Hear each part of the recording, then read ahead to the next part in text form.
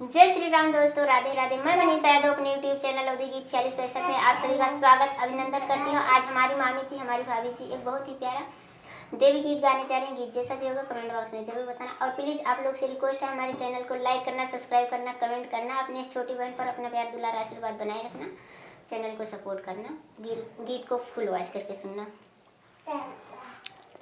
माई मोरी माई मोरी दुख से उबारदा, माई मोरी माई मोरी दुख से उबारदा, दुख से उबारदा मैया खुशियाँ पारदा, अमर कैदम के बिरने वाहे मैया तोहरी महिमा पारबा, हमर कैदम के बिरने वाहे मैया तोहरी महिमा पारबा।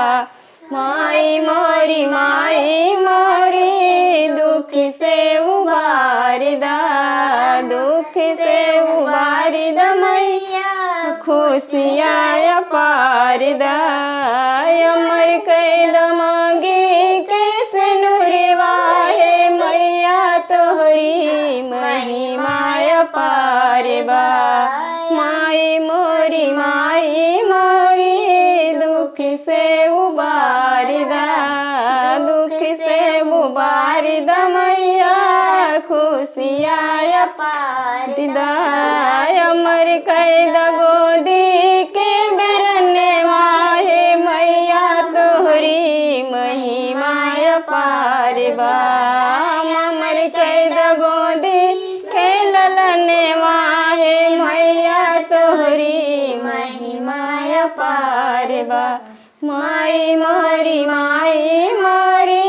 दुख से उबारदा, दुख से उबारदा मैया खुशियाँ पारदा।